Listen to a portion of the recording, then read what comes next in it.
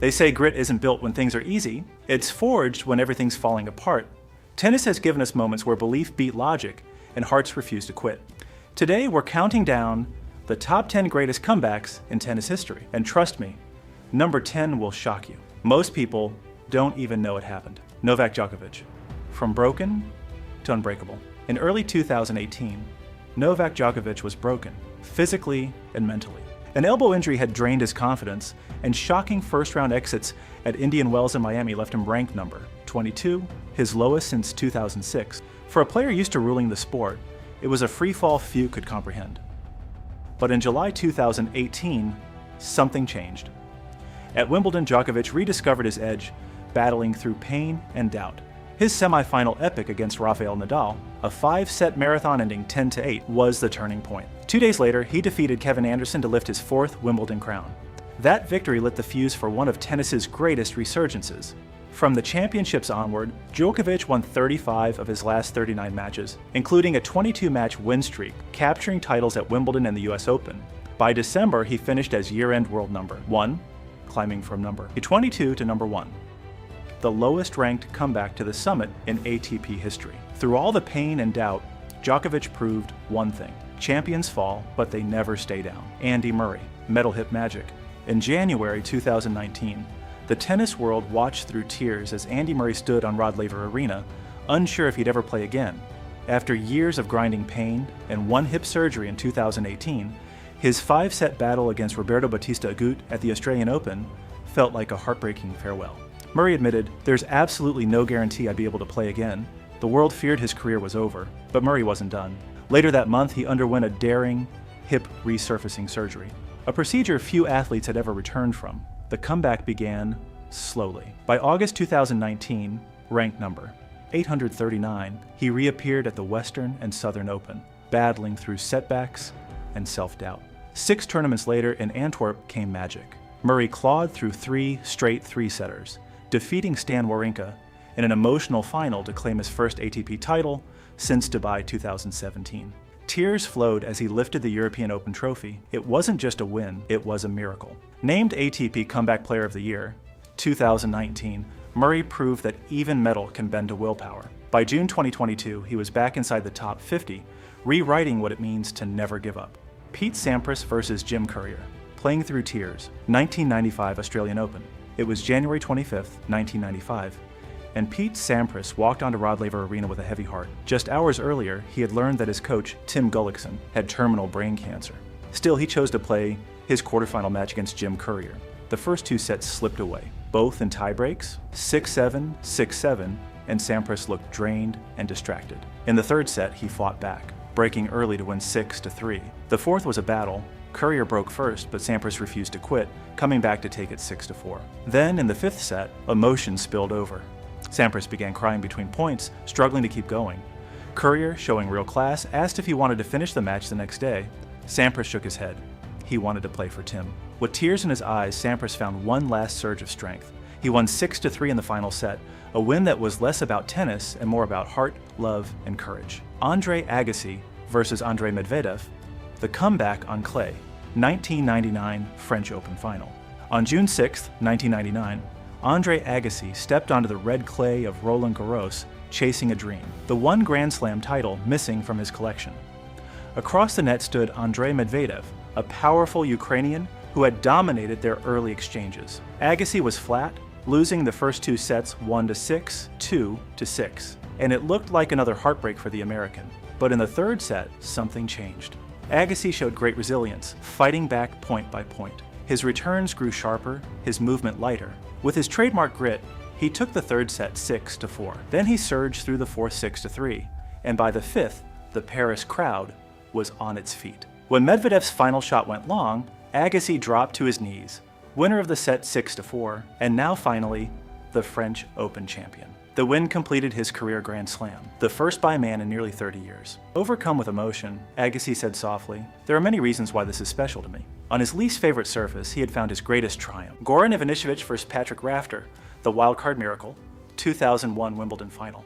In July 2001, Goran Ivanisevic walked into Wimbledon ranked number 125 in the world and playing as a wildcard, a man who had lost 3 previous Wimbledon finals and was nearly ready to quit tennis. But this time, destiny waited on the grass of center court. His opponent in the final was Patrick Rafter, a two-time US Open champion and crowd favorite. The match became a roller coaster. Ivanisevic took the first set 6-3, but Rafter hit back 3-6. They traded blows again, Goran winning the third 6-3, before Rafter leveled once more 2-6. In the deciding set, tension filled every point. At 8-7, serving for the match, Ivanisevic's hands trembled. Yet on his fourth championship point, he fired an ace, dropped to his knees, and wept. After years of heartbreak, the wildcard from Croatia had done the impossible, winning 9-7 in the fifth to claim his first and only Grand Slam title, a true Wimbledon fairy tale. If you're enjoying this already, make sure to like and subscribe to our channel, The Final Set, where we post memorable stories from the world of tennis every week. Bjorn Borg, the rock star returns, 1991 to 1993. Comeback. By 1983, at just 26 years old, Bjorn Borg had already conquered tennis.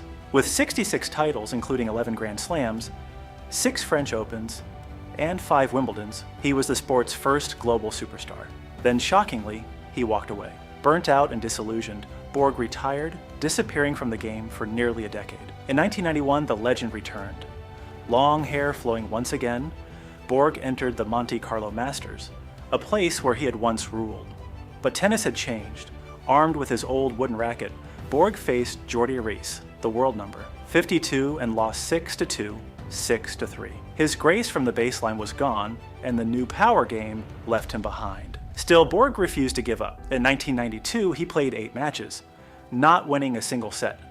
In 1993, he fought harder, even taking sets off opponents, but his final match, a 6-4, 3-6, 6-7, 7-loss to Alexander Volkov, ended the comeback dream. Though his return failed, it reminded fans of his aura. Today, Borg guides Team Europe in the Laver Cup, while his son Leo Borg carries the family name forward. Roger Federer, defying the odds. Would Roger Federer ever be the same again? That was the question echoing through the tennis world in 2017. After 6 months away with a knee injury, at age 35, Federer wasn't supposed to come back this strong. He entered the Australian Open as the 17th seed, unsure, rusty, and widely counted out. He even said, "I'm clearly an underdog this time around." But when the lights came on, Federer turned back time. He fought through 3 brutal 5-setters, slicing and gliding with the magic only he possessed. And in the final, against his greatest rival, Rafael Nadal, the drama hit its peak. Nadal led by a break in the 5th set, but Federer refused to fade. With fearless backhands and icy calm, he stormed back to win 6-4, 3-6, 6-1, 3-6, 6-3, claiming his 18th Grand Slam. Then came the avalanche, the Sunshine Double, another Wimbledon, and even a return to world number. One at age 36, the oldest ever. Federer didn't just come back, he rewrote what a comeback could be. Wimbledon 2008, rain, tension, and 2 legends. At war, Rafael Nadal walked onto center court carrying the weight of 2 straight Wimbledon final losses to Roger Federer, the undisputed king of grass. Federer was chasing a 6th straight Wimbledon title, a record that would have cemented his dominance forever. Nadal? He was chasing redemption. The match began with Nadal coming out like a man possessed, taking the first 2 sets, 6-4, 6-4, punching through Federer's defenses with his heavy topspin forehand. But Federer, being Federer, wasn't going down quietly. He clawed his way back, taking the next 2 sets in nerve-shattering tie breaks. 7-6-5, 7-6, 8. The crowd could barely breathe, rain delays, darkness falling, momentum shifting. It was pure chaos. Then came the 5th set, nearly 5 hours in, both men drenched in sweat, refusing to break. But at 9-7, Nadal finally did it. He fell to the grass, tears mixing with rain. Federer's streak was over. Nadal's destiny was fulfilled. This wasn't just a comeback, it was the moment tennis changed forever. David Nalbandian takes down the Big Three. In 2007, David Nalbandian did something so wild, it still sounds unreal. He single-handedly took down the Big Three in one tournament. It happened at the Madrid Masters, back when it was played on fast indoor courts. Ranked far below his prime, and coming off a rough 15 months without a coach, the Argentine showed up with fire in his eyes and a backhand that looked like it was forged by the tennis gods. He started slow, grinding through Arnaud Clément 5-7, 6-2, 6-2, 6-4, and Thomas Berdych 4-6, 6-4, 7-6-2, before cruising past a young Juan Martín del Potro 6-2, 6-4. But then came the storm. Rafael Nadal, Novak Djokovic, and Roger Federer, all back-to-back. First, Nalbandian destroyed Nadal 6-1, 6-2 in just 71 minutes. calling it unbelievable. Then he outplayed Djokovic 6-4, 7-6, 4 before facing Federer, the world number 1 in the final. In pure, fearless form, Nalbandian shocked the tennis world with a 1-6, 6-3, 6-3 comeback win to claim the title. 1 week, 3 giants, and a forgotten genius reminding everyone that on his best day, he could beat anyone. Fernando Verdasco beats Roddick. Back in 2008, Rome Masters, nobody saw it coming. Fernando Verdasco, known for his explosive forehand and fiery temperament, was staring down Andy Roddick, one of the biggest servers in tennis. On clay, Roddick was never fully comfortable, but this time, he had Verdasco on the ropes. Roddick stormed through the first set 6-3, dominating with his serve and forehand. Verdasco looked frustrated, slipping behind the baseline, struggling to find rhythm. Then something flipped. The Spaniard started moving like lightning, turning defense into attack with that signature lefty spin. The rallies got longer, the crowd louder. Verdasco clawed his way back, taking the second set 7-5 with a fearless forehand down the line. By the decision, momentum had completely shifted. Roddick's serve wasn't biting anymore, and Verdasco was in full flight, ripping forehands, sprinting for impossible gets, playing like a man possessed. With every roar from the Roman crowd, his confidence soared. Finally, after 2 hours and 10 minutes, Verdasco sealed the comeback with a 6-3, 5-7, 7-6 for victory. It wasn't a final, but it felt like one. That day in Rome, Verdasco didn't just beat Roddick. He reminded everyone that passion and grit can burn brighter than power.